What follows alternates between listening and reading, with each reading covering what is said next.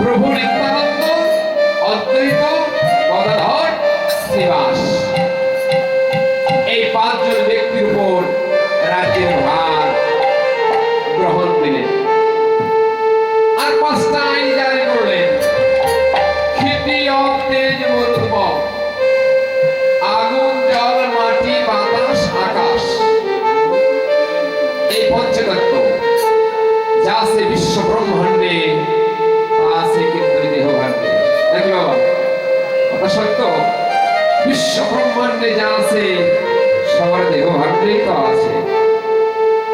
মাটি, জল, আগুন, বাতাস, আকাশ, পঞ্চভূতের এই দেহটা তৈরি। আর পঞ্চভূতের দেহে পাঁচজন ব্যক্তি দায়িত্ব নিলেন। কে কে কোন দায়িত্ব নিলেন? আমার শ্রীকৃষ্ণ চৈতন্য মহাপ্রভু নিলেন তেজ তত্ত্বের ভার, আগুনের ভার। নিত্যানন্দ প্রভু বায়ুর ভার নিলেন, বায়ু তত্ত্ব। শ্রীবাস মাটি তত্ত্ব, গদাধর জল তত্ত্ব, আর অদ্বৈত প্রভু নিলেন বোম তত্ত্ব বা আকাশ তত্ত্ব। এই পাঁচটা তত্ত্বের ভার পাঁচজনের উপর দেওয়া হলো। এবার রাজ্যটা ঠিকঠাক। কেন? এই দেহ ভূমিটা এবার ঠিকঠাক। দেহের তেজময় বস্তুর ভার নিয়েছেন আমার মহাপ্রভু নিজে, আর বায়ুতত্ত্বের ভার নিলেন নিত্যানন্দ প্রভু।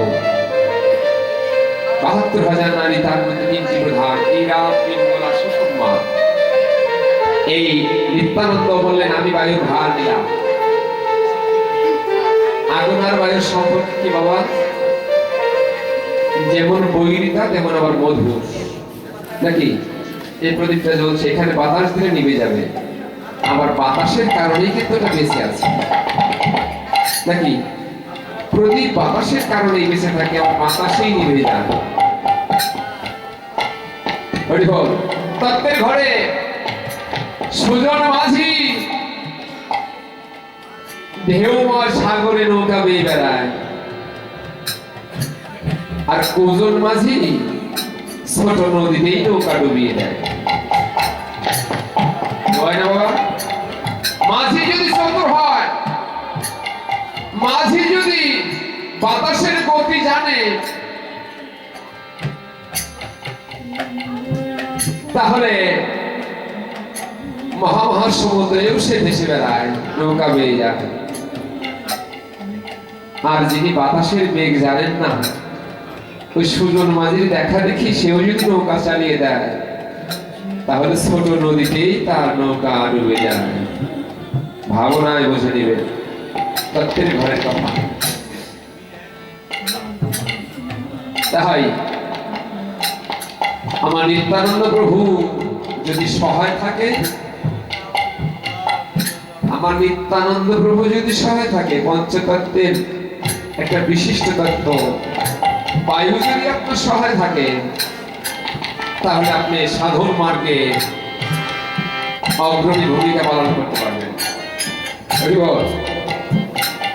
আর যদি গুরুতত্ত্ববাদে গিয়ে বায়ু তত্ত্বের খবর না রাখেন, বাতাসের গতি যদি নাই বুঝেন, কোন দিন কোন বাতাস, ইরা, পিঙ্গলা না সুষমা, যদি না জেনে যদি অন্ধকারে থাকি, তাহলে ভাবতে হবে যে তত্ত্বের ঘরে,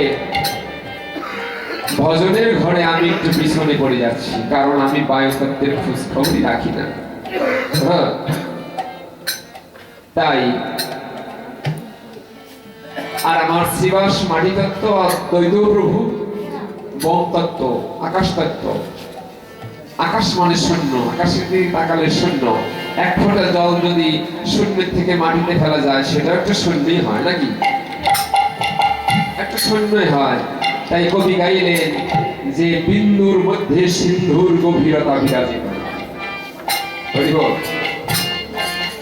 নাকি এক ফোঁটা বিন্দুর মধ্যে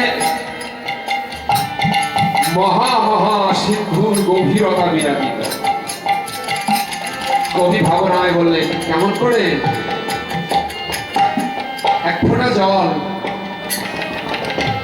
এক ফোঁটা জল হাতের তালুতে নিলাম। কবি বললেন যেটা জল নয়, এই এক ফোঁটা জলের মধ্যে মহা মহা সিন্ধু বিরাজিত। এক ফোঁটা জলের মধ্যে এই মহা মহা সিন্ধুটা তৈরি হয়েছে। তাই কি বাবা? এক ফোঁটা বিন্দু থেকে মহা মহা ভাবময় একটা সিন্ধু তৈরি হয়েছে। কেউ কি জানতো? কেউ কি জানতো যে ও বিন্দু, তোমার এত শক্তি, তোমার এত ভাবনা, তোমার এত শক্তি? তাই আমার মহাপ্রভু আবির্ভাব ঘটিয়ে পাঁচটা তত্ত্ব পাঁচজনের উপর অর্পণ করেই রাজ্যটা নির্বিঘ্নে চালাতে লাগলেন। ওরে এলো নদী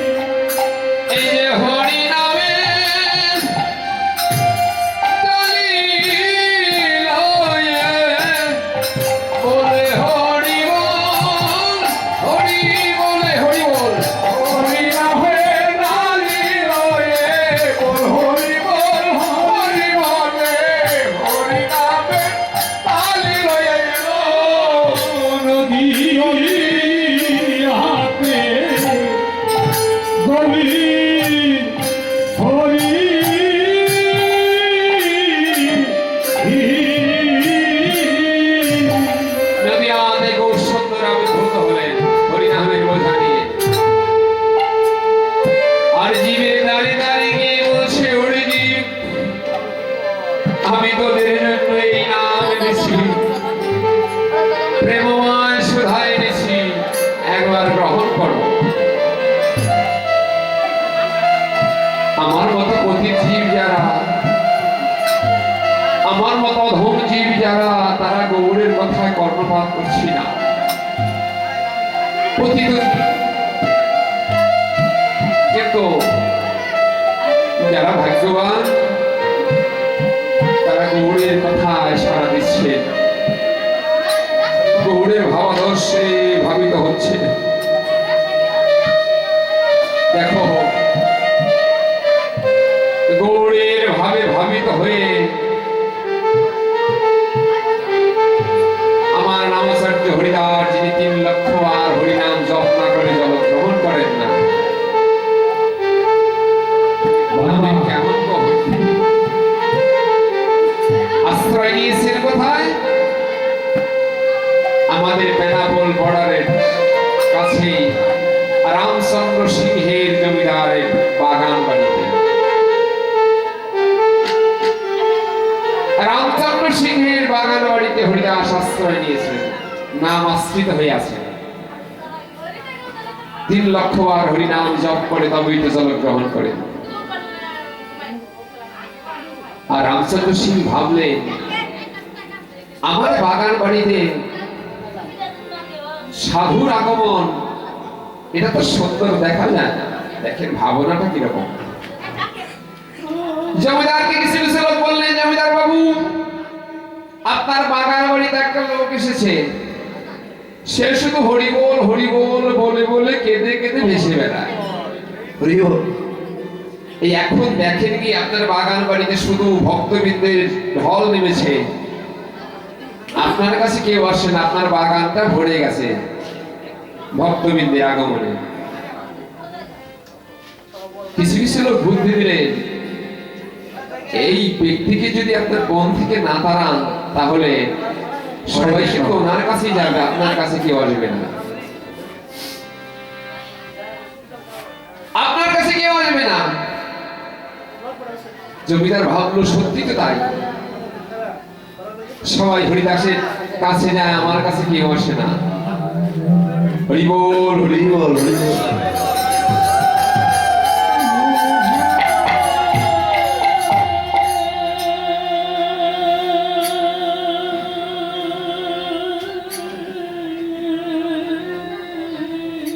নামের মাহাত্ম্য হরি বল।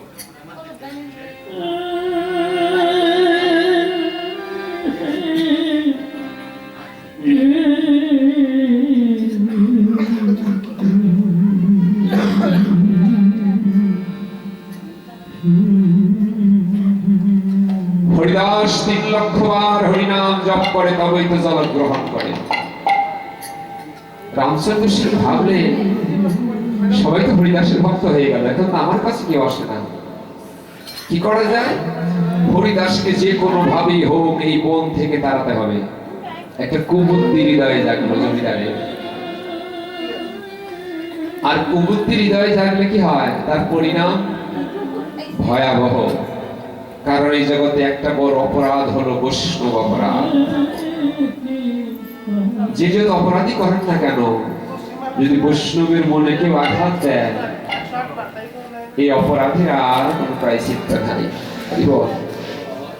তাই বৈষ্ণবগণ, আপনারা হেলায় অবহেলায় কাউকে বৈষ্ণব বলে বা সাধু বলে কোনো তাচ্ছিল্য কথা বলবেন না।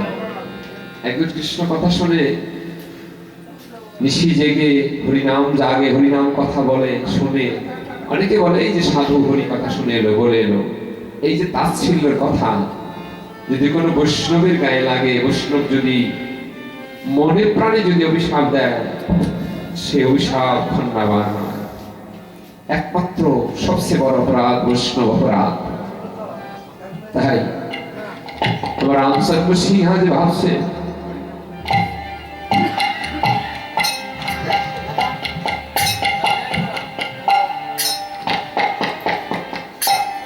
সবাই এখন নামাচার্য হরিদাসের কাছে যায়, আমার কাছে কেউ আসে না। হরিদাসকে কিভাবে তাড়ানো যায়? কিছু কিছু লোক বুদ্ধি দিলেন, এই বাবু, আপনি কলকাতা থেকে নর্তকী এনে এই হরিদাসের সামনে নাচ গান করান। যত বড় সাধুই হোক, এই নর্তকীর নাচ গানে মত্ত হয়ে দেখবেন বন থেকে চলে গেছে। বাবু বললেন, বেশ ভালো কথা। বেনাপোল থেকে কলকাতা কাছেই, সেখান থেকে সুন্দরী নর্তকী আনা হলো। নর্তকী বললেন, বাবু আমাকে তলব করেছেন কেন? তলব করেছে একটা কারণে, হরিদাস নামাচার্য হরিদাস শুধু হরিনাম বলে বলে বেড়ায়। 3 রাত্রির মধ্যে এই হরিদাসকে এই বন থেকে তাড়াতে হবে। নর্তকী বলল, বাবু 3 রাত্রি না, মাত্র আমাকে একটা রাত্রি দিন। 1 রাত্রের মধ্যে আমি হরিদাসকে বন থেকে বিতাড়িত করব। কত বাবু, কত জ্ঞানী গুণী মহাজন আমার শরণার্থ সমর্পণ করলো, আর এই হরিদাস তো সামান্য। এক রাত্রিতে সে আমার মোহে পাগল হয়ে মন থেকে চলে যাবে। হরি বল।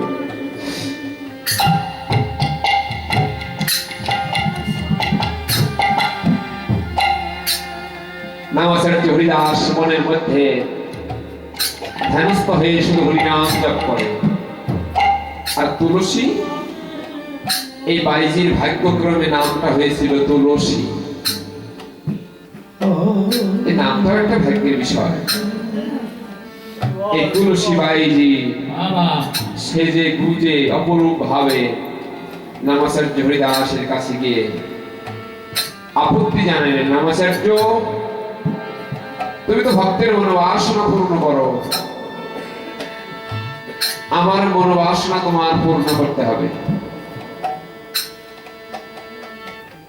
হরিদাস নয়ন জলে ভাসছে আর বলছে, ঠাকুর জীবনে কোন পরীক্ষায় ফেললে ঠাকুর? নয়ন জলে ভাসছে আর ভাবছে, ঠাকুর এই পরীক্ষায় যদি আমি ফেল করে যাই ঠাকুর, তাহলে তো তোমার নামের মাহাত্ম থাকবে না ঠাকুর। প্রভুর রূপ ধ্যান করতে করতে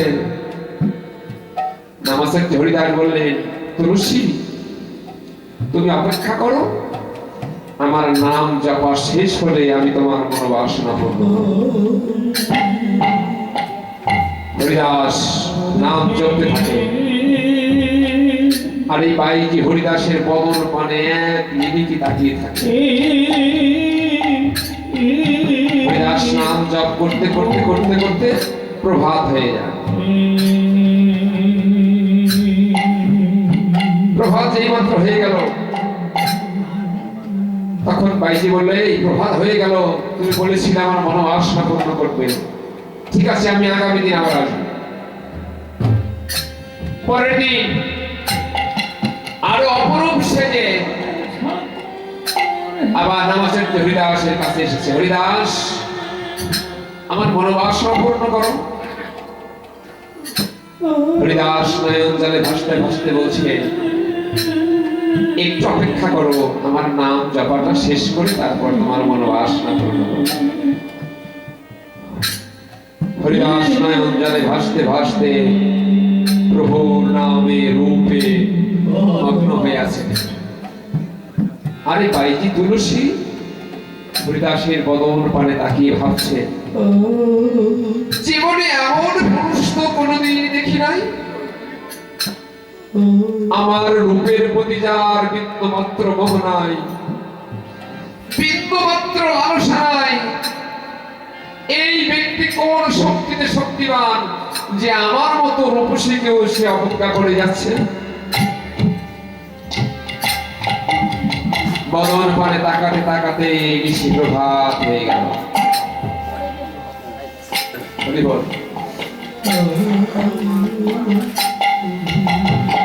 রামচন্দ্র সিং তুলসীকে ডেকে বললেন, এক রাত্রির কথা বলেছিলে, 2 রাত্রি পার হয়ে গেল, কই নামাচার্য হরিদাস তো বন থেকে যায় না। বাইজি বলে, প্রভু আমাকে আর একটা নিশি সময় দিন,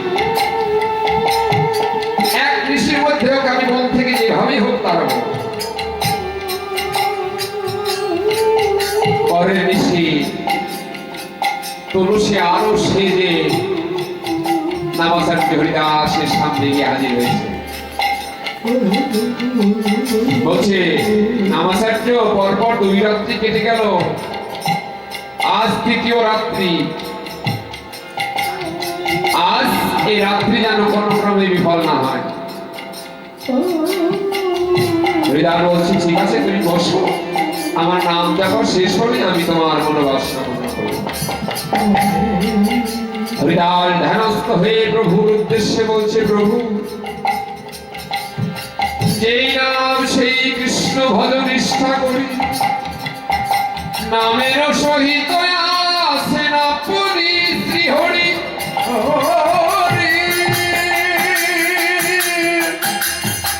আজ আমাকে কোন পরীক্ষায় ফেললেন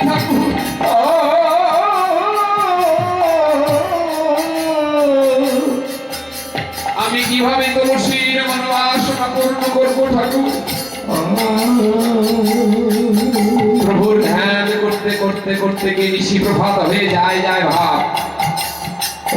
তুলসী রেগে উঠে বলছে রামাচার্য, আজকের নিশি যে প্রভাত হয়ে যাচ্ছে।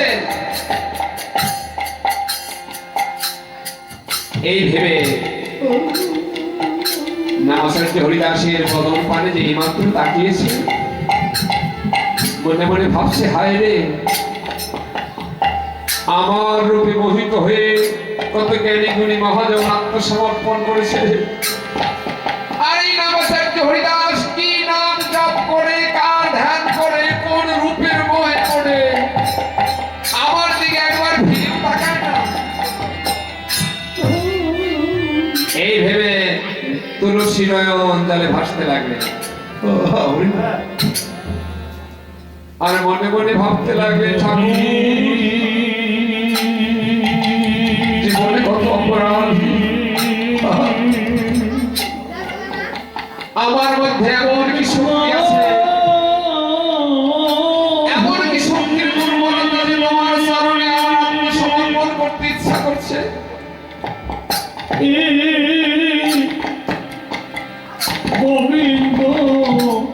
নিশি প্রভাত হয়ে যায় যায় ভাব।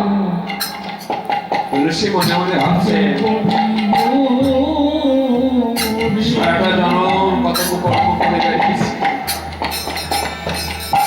আজ আমার মনে হচ্ছে কি জানো, মনে হয় হরিদাসের চরণে আমি বিকিয়ে যাই গো।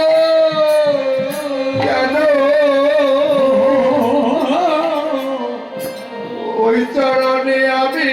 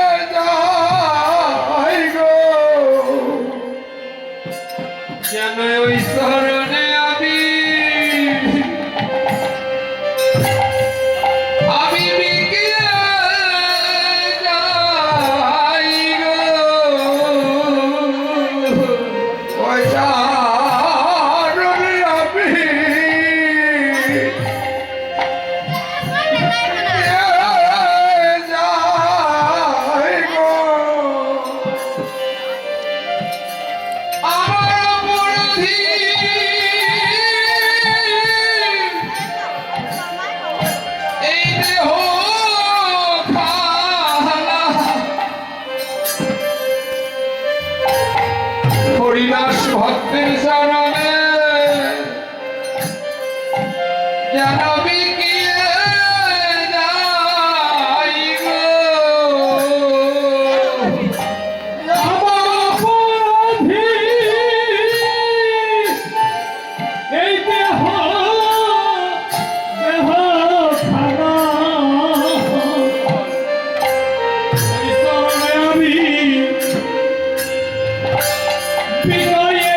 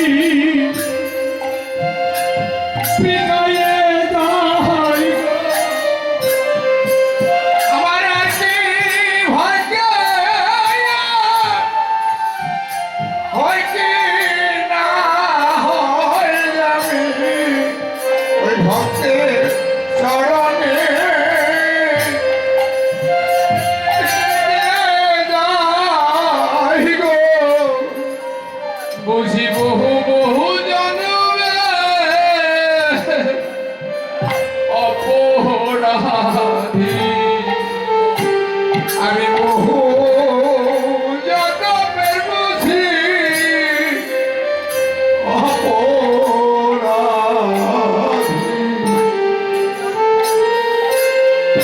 বহু জন্মে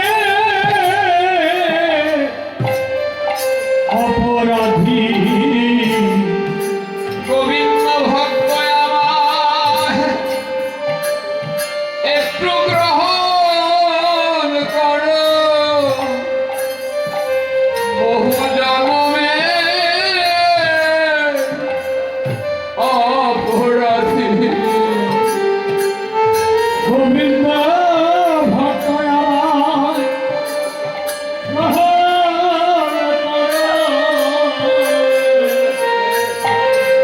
বহু জন্মের আমি অপরাধী ভক্ত আমার একটু গ্রহণ করো বহু যাতে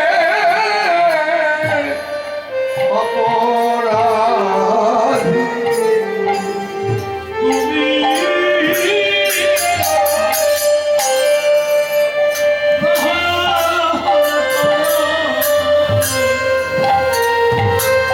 বহু জন্মের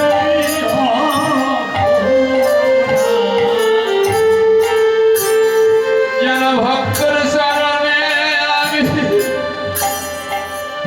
বিকাতে পারি বহু জনমে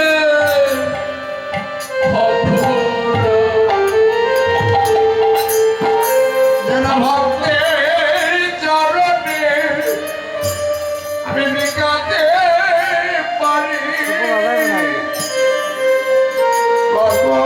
জন্মে অপরাধী একজন গোবিন্দ ভক্তের শরণে যেন আমি বিকাতে পারি বহু বহু জন্মে অপরাধী ভক্ত শরণে আমি বিকাতে পারি বহু জনমের অপরাধী ভক্ত চরণে বিকাতে পারি বহু জন্মে চোখে কান্দে